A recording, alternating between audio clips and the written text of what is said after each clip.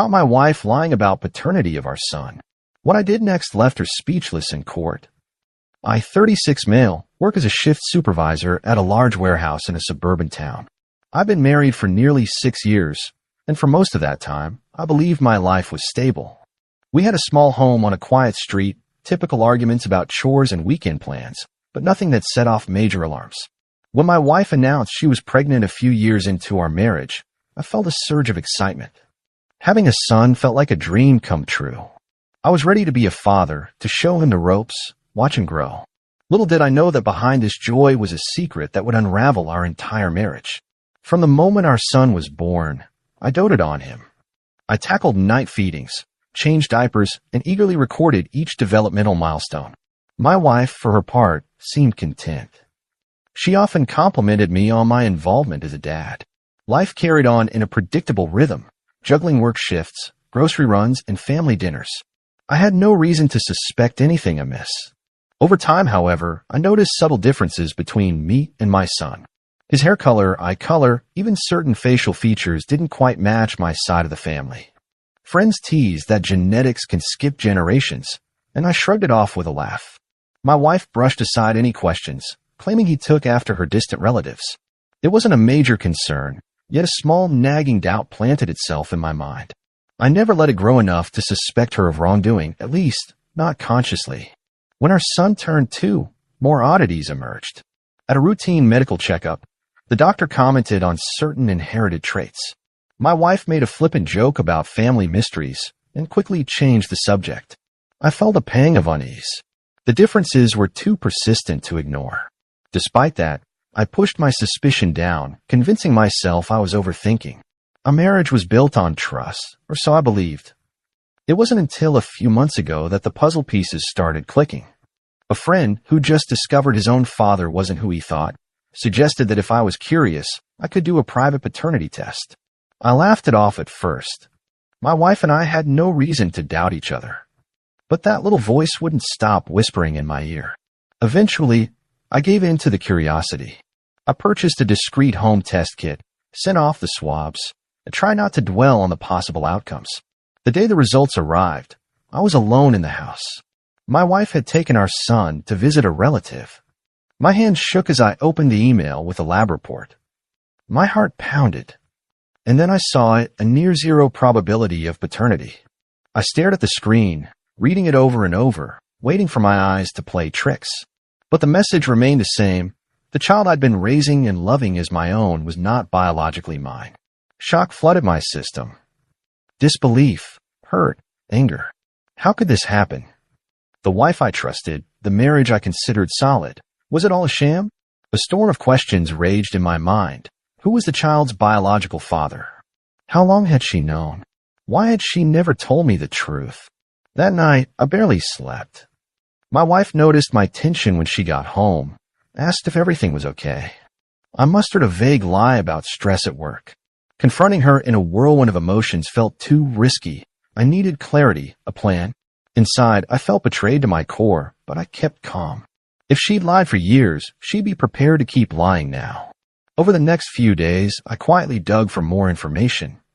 I recalled an old flame she'd stayed in touch with, an ex from before we married. Could he be involved? My wife had always brushed him off as just a friend, though I'd caught subtle tension whenever his name surfaced. That suspicion flared to life now. If she'd had an ongoing connection with him, maybe that explained the child's unexplainable traits. My anger simmered. She defrauded me emotionally, allowing me to build an entire identity around fatherhood. If this was deliberate, if she truly knew from the start, the betrayal was almost unspeakable. But I needed more than guesswork. I decided to gather whatever proof I could, document messages or possible connections, and brace myself for the confrontation. I began examining phone records, noticing frequent calls my wife made to a certain number, far more than she admitted. She claimed it was an old friend, but the volume of texts and late-night calls told a different story. Meanwhile, I tried to maintain a facade of normalcy at home, playing the part of the loving dad. Every time my son laughed or hugged me, I felt a new pang of hurt. He was innocent in all this, but my view of our relationship felt shaken. Was it all built on a lie? One night, I mustered the courage to ask my wife about that old friend. She stiffened, giving evasive answers. My suspicions hardened. I pressed further, hinting that I might contact him directly. That's when she got defensive, claiming I was paranoid, that I needed to trust her. The intensity of her reaction only confirmed my worst fears. I realized this was bigger than a casual old friend. She was hiding something profound. Not wanting a blow-up without being fully prepared, I backed off. In the following days, I set up a meeting with an attorney discreetly. I brought the paternity test results and explained the situation. The attorney was sympathetic and explained that in many states, if I challenged paternity after years of acknowledging the child as mine, it might get legally complex. Child support obligations, timelines, and laws can vary. But they also assured me that if I had proof of her deception, it could influence a divorce settlement and custody arrangements.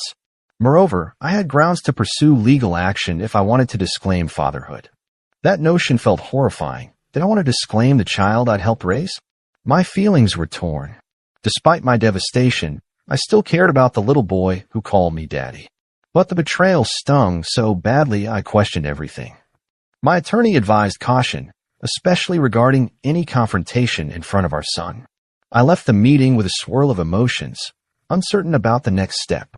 Soon after, I found the crucial evidence I was dreading, a hidden folder on our shared computer. My wife apparently didn't cover her tracks well. Inside were several email exchanges with that ex-boyfriend, referencing rendezvous around the time she got pregnant. One email specifically mentioned the baby, with X asking if she was sure her husband believes it's his. My wife replied that she had it under control. My stomach churned reading those words. She knew from the start. She deliberately misled me and continued for years. That night, I confronted her in our living room. Heart pounding, I laid out the paternity test results, the emails, the phone logs. She paled, tried to spout half-hearted denials, but the evidence was undeniable. Finally, her shoulders slumped, and she admitted that yes, she suspected from day one the child wasn't mine. She insisted it was a mistake, that she tried to do the right thing by giving the baby a stable family. Her justifications felt twisted and self-serving. I asked if the ex knew he was the real father. She mumbled that they had an on and off understanding, but she never pushed him to step up as a dad. My rage flared. She said, it was easier this way. You're a better provider.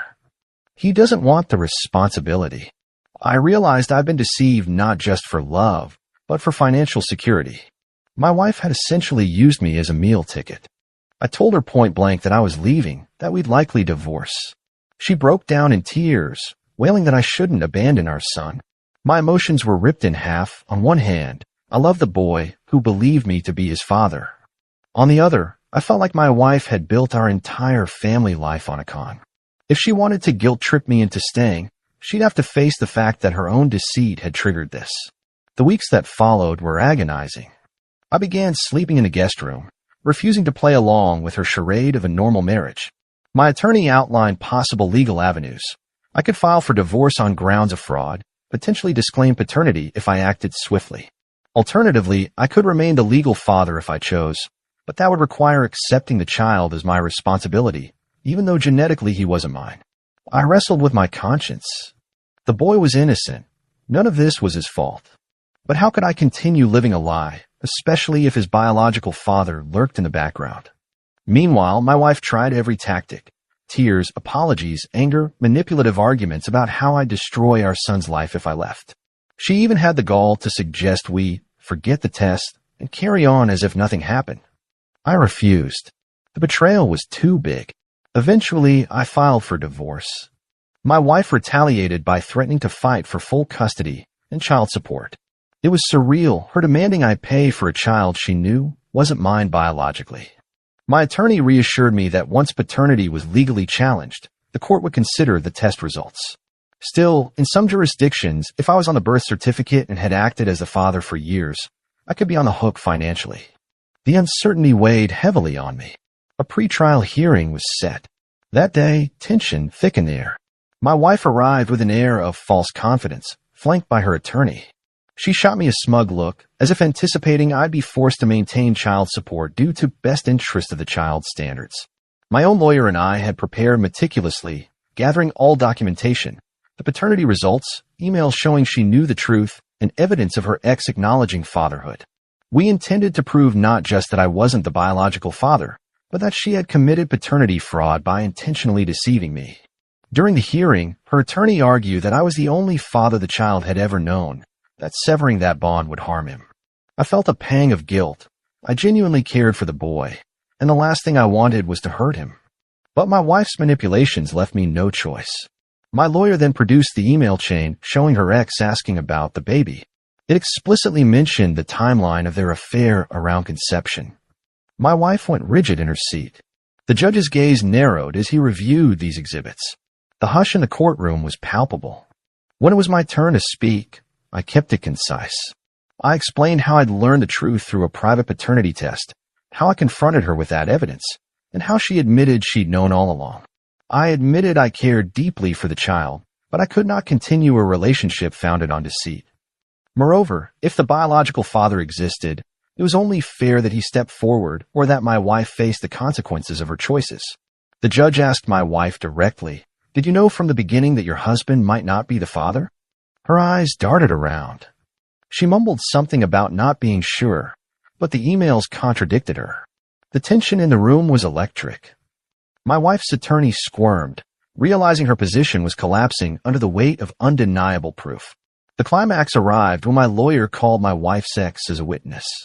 He had reluctantly agreed to testify after being subpoenaed. In a halting voice, he admitted the affair's timeline matched the child's conception date. He also revealed that my wife explicitly told him she'd handle it by letting me think I was the father. There was an audible gasp among those in the courtroom.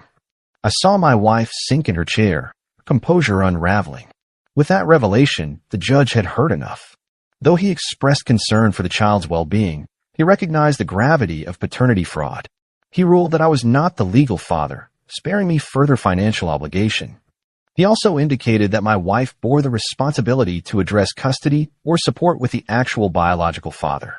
My wife's face drained of color, speechless and unable to counter the ruling. She'd gambled on the system, forcing me to remain the father figure, but her manipulations were too blatant for the court to overlook. The final decree was a punch to her illusions. The divorce would proceed, with no spousal support to her advantage, partly due to her deceptive conduct, and the paternity question resolved in my favor. As I walked out of that courtroom, I was engulfed by a tumult of relief and sorrow. Relief, because justice had prevailed and I wouldn't be bound to a lie. Sorrow, because a child I cared for was caught in the crossfire of his mother's deceit. But I understood that continuing the falsehood wasn't healthy for anyone, not even him. Outside the courthouse, my wife tried a last-ditch approach, tears and accusations, claiming I was abandoning a child who saw me as daddy. I steadied myself, remembering the months of turmoil and the brazen way she duped me. She had months, years to come clean and avoid this. She chose otherwise. Without a word, I turned away and left her standing there, consumed by the consequences of her own lies. In the weeks that followed, news of the courtroom drama spread among our acquaintances. Opinions were mixed. Some felt I should continue being a father figure. Others sympathized, recognizing how deeply I'd been betrayed. The child's position remained heartbreaking, but I couldn't fix that single-handedly. His real father needed to step up, or my wife needed to face reality. I would no longer be a pawn in her manipulations. Legally freed from the paternity burden, I focused on rebuilding my life. My home felt lonely without the boy's laughter, yet living under a lie would have been a heavier burden. I found a therapist who helped me process the emotional fallout, particularly the guilt over stepping away from a child I once believed was mine. But I came to accept that forging a healthy future required me to step out of the tangled web my wife had spun. Looking back, I see a painful lesson in all this. Trust is precious, and betrayal of that trust, especially in something as profound as parenthood, can uproot an entire life. My wife's sense of entitlement, her willingness to deceive me for security, and her attempts to manipulate the legal system ultimately backfired. In the end, the judge's ruling left her speechless, and me with a bittersweet kind of vindication. Now, I focus on my own healing. The divorce is well underway, the division of assets being settled. Every day, I let go of bitterness a little more. The memory of fatherhood, though based on a lie, still taught me compassion and responsibility. I'll carry that forward, even if the boy is no longer in my daily life. Sometimes doing the right thing means walking away from a toxic situation, no matter how heartbreaking it may be. She lost her gamble. I regained my freedom. And while the entire ordeal was devastating, it also cleared the path for a future built on truth, wherever that truth may lead.